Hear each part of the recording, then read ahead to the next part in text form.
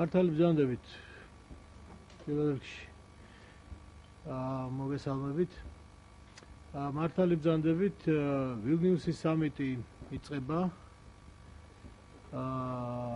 და ამ სამიტზე საქართველოს მოაწერს პარაფირების დოკუმენტს ხელს, რაც ნიშნავს ადამიანურ ენაზე იმას, რომ ჩვენ შევთანხმდებით იმაზე თუ როგორი იქნება ასოცირების ხელშეკრულება, ანუ შევთანხმდებით იმაზე თუ რაზე იქნება თანახმა ორივე მხარე. და მომავალ სამიტზე იმედი გვაქვს, რომ ეს დოკუმენტი უკვე ნამდვილი ძირითადი დოკუმენტი ხელმოწერილი იქნება. მინდა წარმატება უსურვო ჩვენ ქვეყანას და მათ ვინც წარმოადგენს ჩვენ ქვეყანას ამ წუთას ვილნიუსში, იმიტომ რომ ეს არის მნიშვნელოვანი გარღვევა, რომელიც რეალიზაციის შემთხვევაში მოიტანს ბევრ სარგებელს ჩვეულებრივი ადამიანებისთვის, ისე როგორც მთლიანი ქვეყნისთვის, ანუ ჩვენი ერთობისთვის. ასოცირების ხელშეკრულება მას მერე რაც მოწერილი იქნება ხელი, მე არ გულისხმობ პარაფირებას. პარაფირება, როგორც გითხარით, არის შეთანხმება იმაზე თუ როგორი იქნება ეს დოკუმენტი, მაგრამ თვითონ ეს არსებითი დოკუმენტი, რომელიც ერთ წელიწადში იმედია იქნება ხელმოწერილი, გულისხმობს იმას, რომ ძალიან გაადვილდება ბიზნესის წარმოება ევროპის კომპანიებთან, ადამიანების გადაადგილება ძალიან გაადვილდება ორივე მიმართულებით, თუმცა ჩვენ ამ წუთას არანაირი ბარიერები არ აგვაქვს ევროპის კავშირის მოქალაქეებისთვის პირიქით, მაგრამ ჩვენ მოქალაქეებს შეეძლებათ სტუდენტებს განსაკუთრებით შეეძლებათ ბევრად თავისუფლად იმოგზაურონ ევროპის კავშირში. ევროპულ კორპორაციებს შეეძლებათ აქ ძალიან თავისუფლად შემოსვლა და რაც მთავარია ჩვენ ბიზნესს შეეძლება ევროპაში ასევე გამარტივებული წესით თავიანთი პროდუქციის გატანა და გასაღება. ეს არის კარგი ეკონომიკისთვის, ეს არის კარგი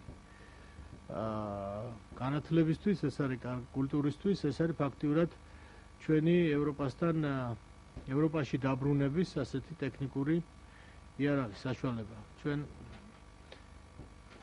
უკვე ბევრი წელია ვიმეორებთ, რომ ვართ ევროპის ნაწილი, იმიტომ რომ მართლა ქართული ცივილიზაცია იყო და რჩება ევროპულად. ჩვენი იდენტობის ნაწილი არის ევროპელობა და ამიტომ ყველანაირი წინააღმდეგობის მიუხედავად იმედი მაქვს ახალი ხელისუფლებაც გაართმევს თავს, არ დაემორჩილება შანტაჟს, რომელიც აუცილებლად იქნება. ეს უკრაინის მაგალითმაც გამოაჩინა. არ დაემორჩილება შანტაჟს და გააკეთებს ყველაფერს, რაც საჭირო არის იმისთვის, რომ რეალობად იქცეს პარაფირების შემდეგ უკვე ხელშეკრულების დოკუმენტის ხელმოწერა.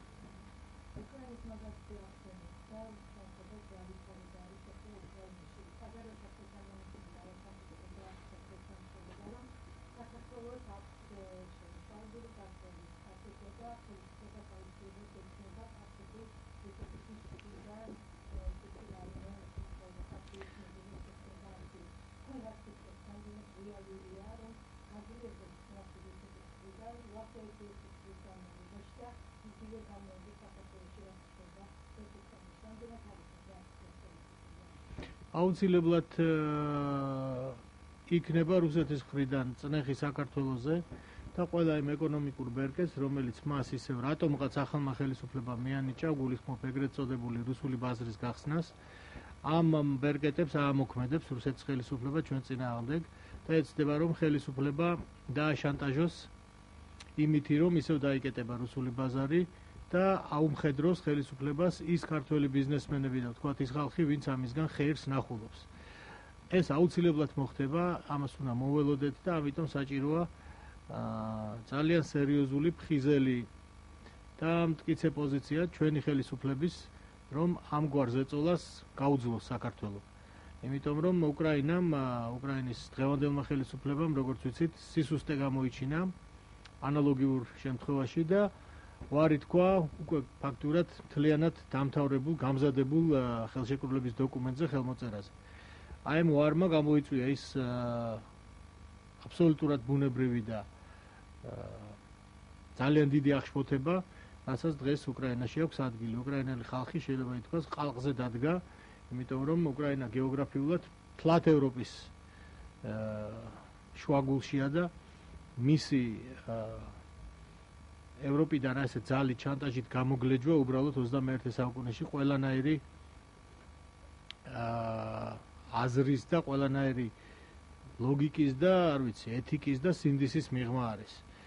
უკრაინელებს უნდათ ევროპის ნაწილი იყვნენ, ისინი ყველანაირად კულტურულად, ანთროპოლოგიურად, პოლიტიკურადაც ევროპელები არიან და არ შეიძლება ერთი ადამიანის, კერძოდ ვლადიმერ პუტინის სურვილს, რომ მან აღადგინოს დანგრეული ბოროტების იმპერია, შეეწიროს მილიონობით ადამიანის მომავალი და დღევანდელი ბედნიერება. როგორც კი უკრაინა მოაწერდა ხელს ამ დოკუმენტს, უკრაინაში წარმოუდგენლად საგრძნობლად გაიზრდებოდა სხვადასხვა მიმართულებით, ეს პროცენტებშია დათვლილი მაჩვენებლები კეთილდღეობისა, ყოველდღიური კეთილდღეობისა უკრაინელების. ამიტომაც უკრაინელი ხალხი არ დათმობს ამ უფლებას იყოს თავისუფალი და მე მინდა შევუერთდე მათ დამის სოლიდარობას. ჩვენთანაც რამდენიმე ადგილას გაიმართა უკრაინელი ხალხის მხარდამჭერი აქცია და სულით და გულით უერთდები ამ სულისკვეთებას. პარლამენტმაც როგორც ვიცით გამოხატა მხარდაჭერა და კარგი იქნებოდა ამ წუთას ოპოზიციას თუ ამას უმრავლესობა ვერ აკეთებს, ოპოზიციას გაეკეთებინა ოფიციალური მიმართვა, ფრაქციას გაეკეთებინა მიმართვა და მხარდაჭერა გამოეცხადებინა უკრაინელი ხალხისათვის თავისუფლებისთვის ბრძოლაში, იმიტომ რომ ვიმეორებ უკრაინის ბედზე და აი ამ სიტუაციის ფინალზე გარკვეულწილად დამოკიდებულია საქართველოს მომავალი ამავე გზაზე. თუ უკრაინა საბოლოოდ დანებდა რუსეთს, ჩვენ გაგვიჭირდება ძალიან, მაგრამ იმედი მაქვს, რომ ჩვენ მაინც შევინარჩუნებთ ჩვენ პოზიციას, ვინაიდან ვიძახი. მუხლებზე დამდგარ და დაჩაგრულ საქართველოს არავინ არ დაინდობს. რუსეთს როგორც კი მეტად დავნებდებით, ის საერთო დეზინტეგრაციულ პროცესებს დაიწყებს აქ. არა მხოლოდ ოსეთის და აფხაზეთის მიტაცებას იკმარებს, ისეც ხდება, რომ უბრალოდ მარტივ მომრავლება დაშალოს საქართველოს. ეს ცნობილი გეგმაა მათი.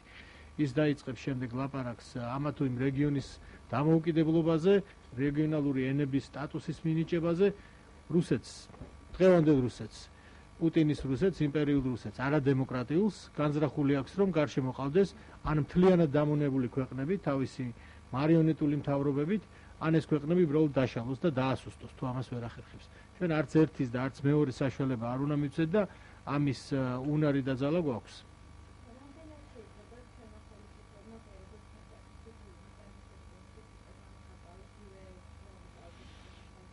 იმედი მაქვს, რომ ამას არ გააკეთებენ, თორემ მიიღებენ იგივე რეზულტატს, რაც უკრაინაშია დღეს.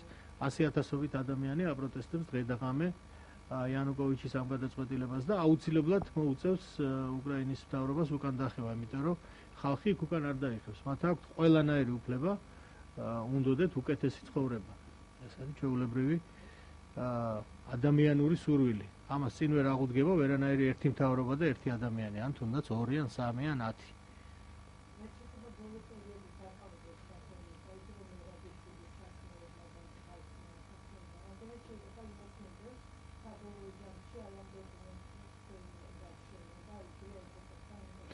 არაფირების ხელშეკრულებას ხელი ეწერება, მიუხედავად იმისა, რომ არსებობს სერიოზული კრიტიკა ევროპელების მხრიდან, იმიტომ რომ წინასწარი პატიმრობა ეს არ არის დემოკრატიული მეთოდი საქმის წარმოებისა, ადამიანის წინასწარ პატიმრობაში მოთავსება აბსოლუტურად ყველა დემოკრატიულ სტანდარტს ცილდება და ბუნებრივი ამაზე ჩვენ იმ შემთხვევაში თუ ეს ადამიანი არ მიიმალება, რა თქმა უნდა, ეს გამოყენება ამისი არ შეიძლება ამ მეთოდის, ამიტომაც სერიოზული საფრთხე არსებობს უკვე შეთანხმების დოკუმენტზე ხელმოწერისთვის, თუ მაგ პერიოდისთვის ეს წინასწარი პოლიტიკური დაკავებები არ შეჩერდა და დაკავებული პირები არ განთავისუფლდა, ჩვენც სერიოზული ბარიერი გაგვიჩნდეს ევროპისკენ მიმავალ გზაზე. დარწმუნებული ვარ, რომ ამაზე ლაპარაკი დაიწყება, ეს გარდაუვალია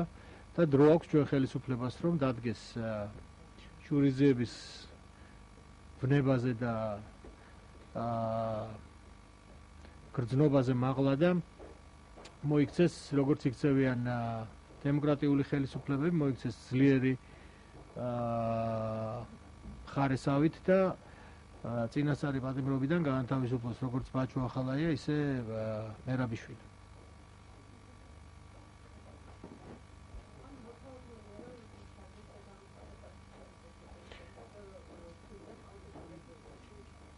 ასოცირებული ხელშეკრულების შემდეგ? რა თქმა უნდა. არა, მან უკვე ეს დაწყებულია, როგორც ვიცით, ორი ადამიანი კიდე მოიტაცეს ახლა. აი ამ მავთუხლართების პერიოდიდან, მავთუხლართების ტერიტორიიდან და ეს ზეწოლა დაწყებულია, კიდევ დაიწყოს, არა, ეს დაწყებულია და მიმდინარეობს სამწუხაროდ. მე შემიძლია გითხრათ, რომ აი ცოტა ხნის უკან ვიყავი. კი, შეიძლება. და ეს უნდა ავიტანოთ, უნდა მაქსიმალურად ყველანაირად და სხვა შორის კარგი იდეაა, რომ ამასაც არ ვიცი. რატო არ გაინტერესებთ ეს პრესას მივმართავ, მაგრამ არსებობს რაღაც მეთოდები, რითიც შეიძლება ჩვენ შევამციროთ შანსი ჩვენზე ზეწოლისა, აი სწორედ ამ მავთუხლართების ადგილებში. მაგალითად, აი გუშინ წინ ვიყავით მე და ჩემი მეგობრები, გაზეთ ივერიის საზოგადოება ივერიის წარმომადგენლები ამ რეგიონში ვიყავით სოფელ დვანში და ვნახეთ, რომ მოსახლეობა იქ ფაქტიურად ძალიან დაუცველია. ყოველ წუთას მოსაუვლელია რაღაცის გაკეთება და ვისურვებდი, რომ სხვადასხვა ხერხით მინიმალიზაცია მოხდეს ამ საფრთხის. მაგალითად, შეიძლება იქ ვიზუალური კონტროლის კამერების დაყენება, სწორედ იმ ადგილებში, სადაც აი მოხდა ეს მოტაცება, ეს არ არის იმხელა ტერიტორია, რომ ამის გაკონტროლება არ შეიძლებაოდეს ვიზუალურად. შეიძლება აი კამერების დაფიქსირება იმისთვის, რომ ყველა დარღვევა, რაც რუსეთის საოკუპაციო ძალების მხრიდან მოხდება, დაფიქსირდეს. ეს ძალიან მნიშვნელოვანი რაღაცაა, რატო არ ვაკეთებთ, არ ვიცი. და ასევე ჩემი აზრით, საპოლიციო ძალებიც იქ არ არის საკმარისად წარმოდგენილი. ცოტანი არიან ჩვენი პოლიციელები, მე ვისურვებდი, რომ ჩვენი თანამოქალაქეები, სოფლის მაცხოვრებლების დასაცავად მეტი საპოლიციო ძალა იყოს იქა. ჩემი ნება რო იყოს თითო ოჯახში აუცილებლად რამდენიმე პოლიციელს მივავლინებდი. არა, რა თქმა უნდა, ამ ოჯახის ტვირთად, არამედ მათ დასაცავად. დვანში. დიახ, რუსებს აქვს კამერები, დიახ და აქვთ თავიანთი მიზნებისთვის ეს ისინი აწარმოებენ საოკუპაციო ძალაა და აგროვებენ სადაზვერვო ინფორმაციას, მაგრამ ჩვენ გვჭირდება ეს თავდაცვისთვის, იმიტომ რომ ვანახოთ მთელ მსოფლიოს თუ მოხდება გატაცება, თუ მოხდება იქიდან გადმოსვლა, ნებისმიერი მავნებლობა, რასაც ამატებენ უკვე ამ მავთუხლართების გაბმას, ამის დაფიქსირება და შემდეგ დანარჩენი სამყაროსთვის ამის ჩვენება. ამიჯერად იქ ვიზუალური კონტროლი რომ გაძლიერდეს ჩვენი მხრიდან, ესეთი თავხედობა და ადამიანების გატაცებები სერიოზულად შემცირდება.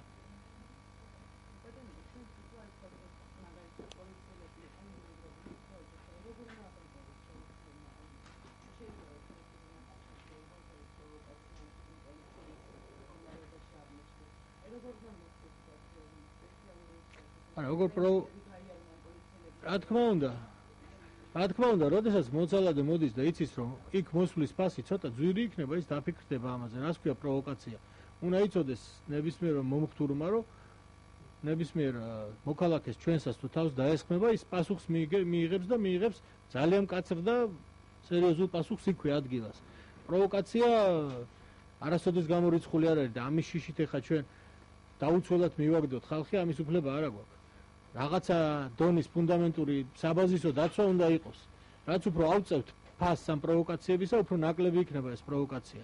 რუსეთისთვის რაც უფრო მეტი იქნება ფასი პირველ რიგში პოლიტიკური, ის ამ პროვოკაციას ნაკლებად გააკეთებს. რაც უფრო დაუცველები გამოჩნდებით და იმის იმედით, რომ ის არ დაგვიშავებს არაფერს, უფრო მეტად დაგვიშავებს, უფრო მეტად წამოვა შეტევაზე, იმიტომ რომ ეს არის სამწუთას ვიმეორებ დამპყრობელი ბარბაროსი 21 საუკუნის. პუტინი დღეს არის მთელი მსოფლიოსთვის პრობლემა. ჩვენთვისაც მათ შორის. ამ ბრძოლაში საბედნიეროდ მარტოები არა ვართ, მაგრამ ჩვენი უფლებების დასაცავად ხმა უნდა ამოვიღოთ. იმიტომ რომ სხვა ჩვენ მაგივრად არ ელაპარაკებს არაფერს. აი ეს არის თქმა წმინდოდა.